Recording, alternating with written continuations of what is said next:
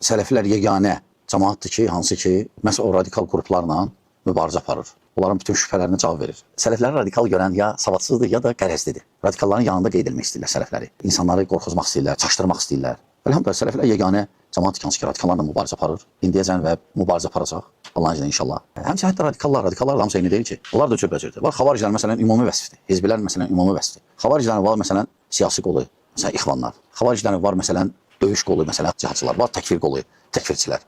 Onlar hamısı xavaricdir. Bəziləri qarışdırır, sələfləri də onlara aid eləmək istəyir. Çox gətirirlər Suriya məsələlərini və sələfləri ora şamil edirlər.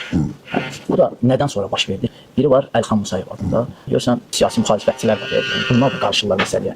Onun cihad fətvalarından sonra bu məsələləri qabardırlar. Sələfi deyəndə onun ətrafına Vahabi də qoşurlar. Mütləq olaraq. Sələfi də deyirlər, Vahabi də deyirlər və yaxud da Sələfi təkfirçi deyirlər. Bu düzdür, görsənir qərəzlidir. Qərəzlidir bunlar. Və bunların qərəzləri nədən irəli gəlir? Bilirsiniz, yenə deyirəm, qadir məsələ nəyə? Ya savadsızlığa, məsələləri düzgün qiymətləndirməmək, savadsızlıqdan irəli gəlir. Geniş məlumatlı olmamağı. Həmçinin də qərəzli də ola bilər. Ola bilər bilir, sadəcə sələfləri də onlara nisbət eləmək istəyir. Belə cəmiyyəti aldadırlar onlar əslində. Qaldı ki, o qeyd etdiyin adam, o adam sabit adam deyil də. Sabit adam deyil və o adam cihad barədə də özünüz görürsünüz ki, nə o və onun yanındakılar bəziləri. Təbii ki, hələ fikirlər səhvdir. Suriyada cihad olmayıb, şəri cihad olmayıb. Oraya getmək böyük səhv idi. Əvvəl gündən biz bu fikirdəyik, bu mövqedəyik. Və maraqlı nədir?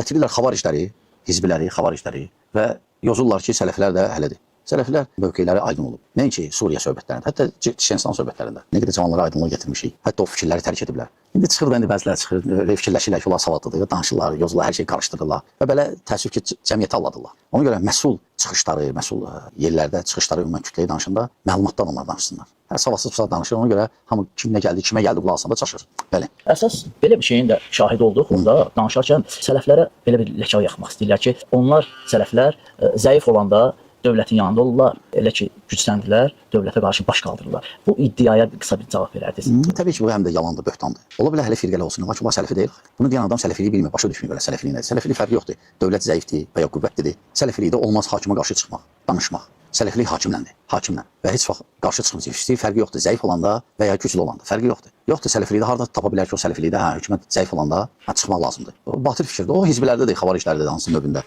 Sadəcə adam bilmir, qarışdırır hər şeyi. Ona görə nəticədə Allahdır, yalan danışır. Bu fikir amma var hizbilərdə. Bu fikir əlbəttə xavariclərdə var da. Yəni bilirsiniz, xavariclər ümumiyyətlə, xavariclərin növləri var. Onlar da cürbəcürdür. Onlar da cürbəcürdür. Onlar açıq-aydın bəziləri deyirlər, bəli, çıxmaq lazımdır, oturmaq olmaz. Bəziləri deyirlər, yox, çıxmayaq, hələm yox, güc olanda. Bəziləri ola bilər sələflər kimi desinlər ki, çıxmaq olmaz, amma ikinci rəy də var çıxmaq üçün. İkinci rəy də var, o da mötəbərdir. Hansı ki, mötəbər rəy yoxdur, elə batildir. Batil rəydir o.